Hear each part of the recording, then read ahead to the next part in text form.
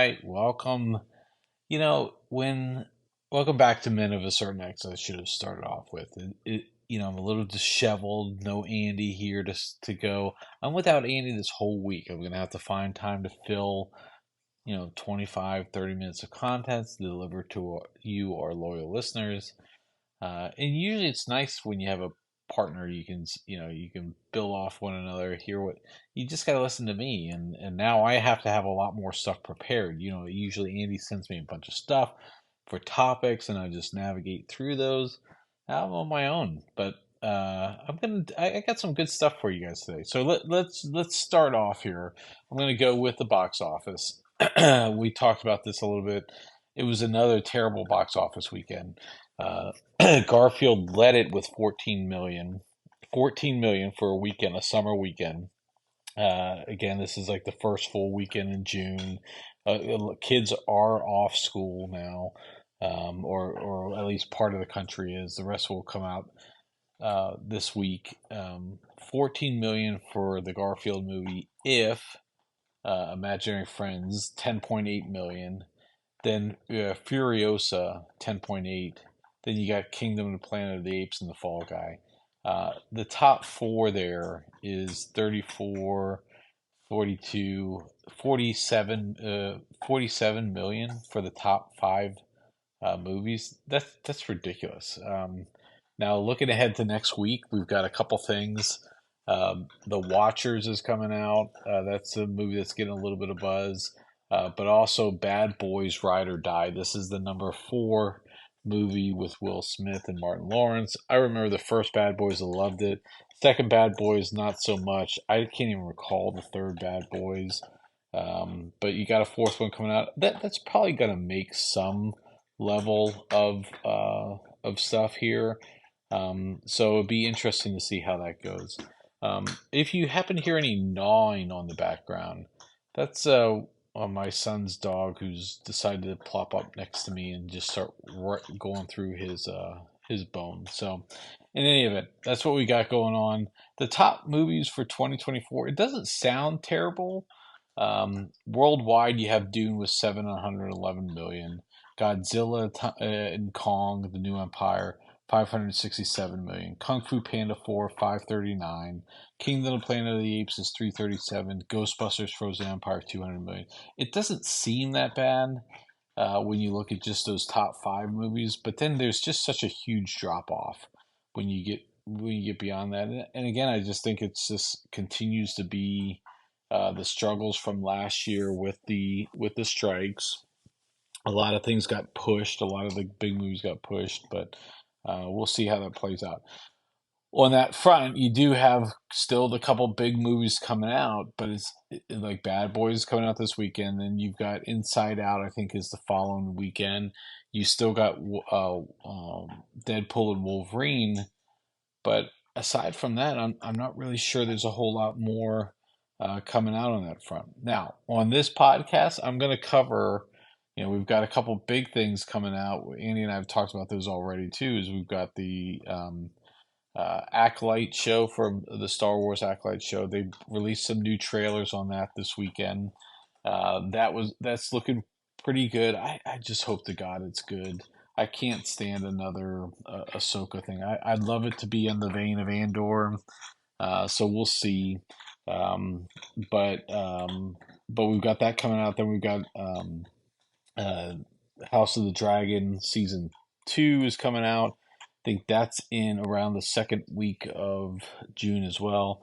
And then looking ahead all the way to the August, you do have the Lord of the Rings ones. So a couple things we'll be talking about. I will cover the Acolyte on Tuesday or on our Wednesday pod. So I'll give you my initial impressions of how that went since the first release is on Tuesday. They'll do the 2 series on them. Okay, so let's get into our 3x7s.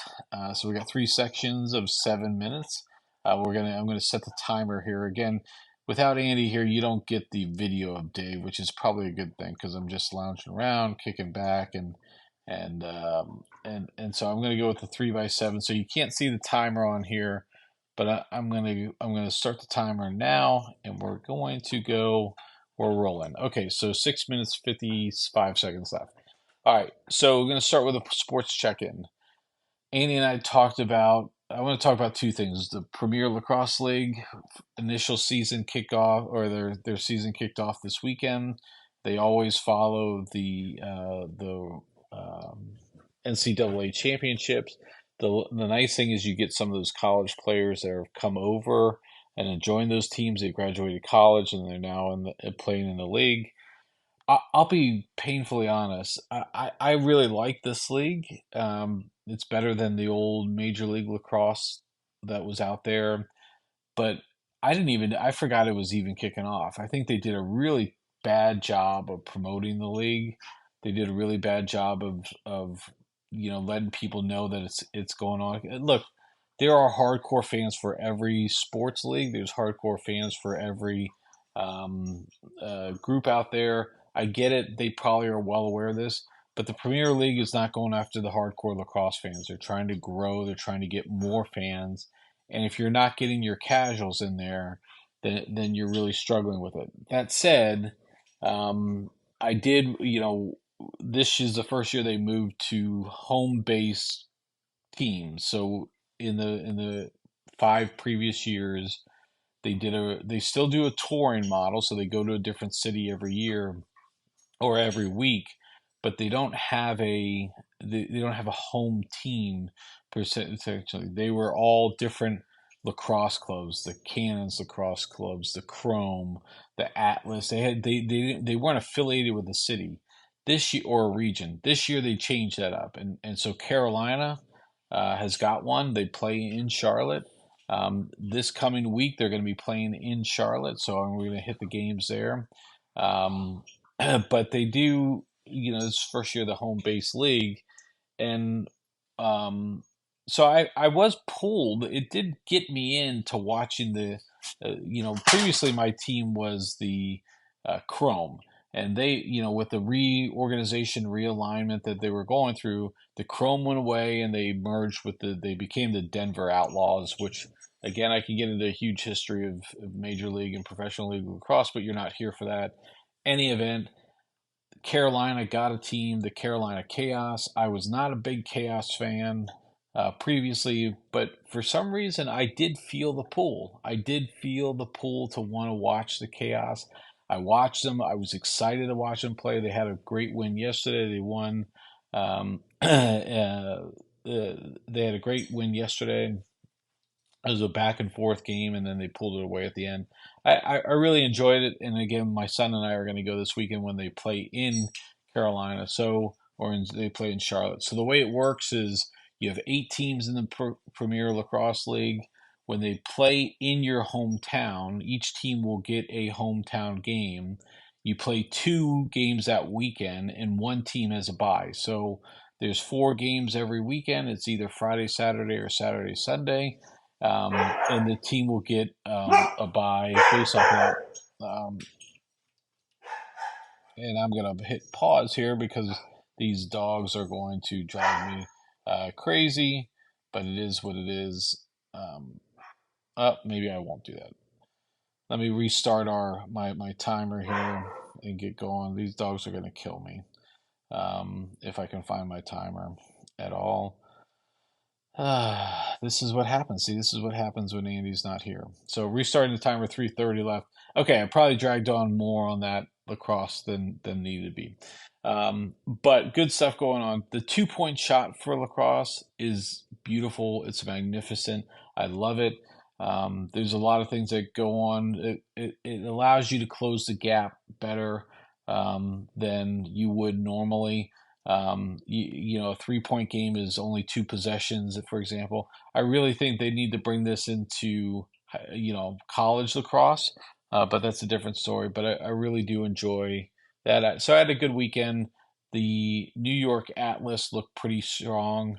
They had they played in Albany, so they had 2 games this weekend. They won both games. The first game was just crazy. Jeff Teat had 11 points. Connor Schnellenberger, a rookie from UVA who had just was playing in the Final Four, 2 weeks ago, had 8 points in the first game, and then they came back the second game and beat the Maryland Whipsnakes. in a really close game. They were dominating. It was like 10-1 at one point. Maryland came back, made it a really close game, and so on. So, okay, with the remaining 2 minutes here, I want to talk one thing about Caitlan Clark. Again, this is the Iowa superstar who was tearing it up. They made the two NCAA championships in 2 years in a row. They lost both years, and she's the Steph Curry of women's basketball. Now, she got a lot of press and publicity as part of all of that work, all those big shots. She's the leading scorer in women's NCAA history. I think she even surpassed the men's. So she's the leading scorer in basketball history on that front. And then she came in the league, and of course, sellouts are occurring. People are moving venues. The draft received the highest viewers ever. But this weekend we saw something. We continue to see a couple of things. There's a lot of hate being strewn towards her. There's a lot of people, throwing snide comments at her, like, "Oh, she went 2 for 11. Oh, she stinks now all of a sudden."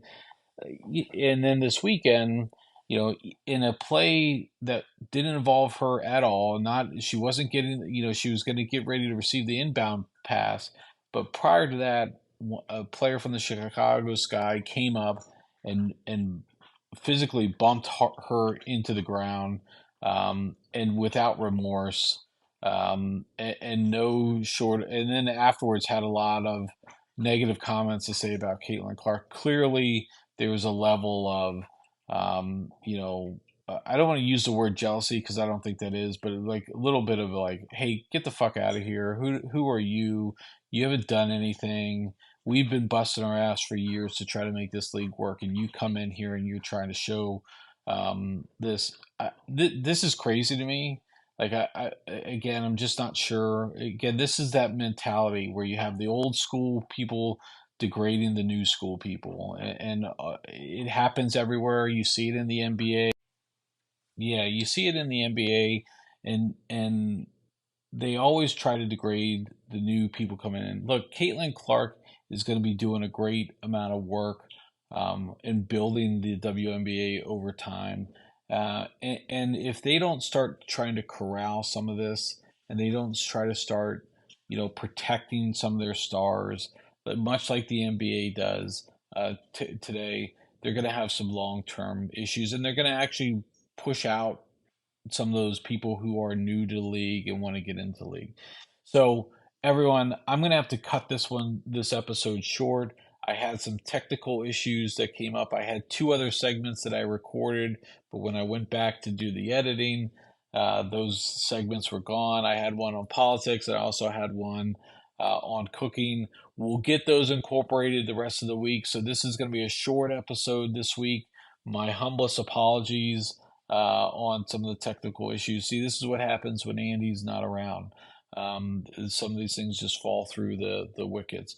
I'll also probably blame my dogs because they screwed me up in the middle of my opening sports thing there. So again, a little shorter episode this week. Apologize for that.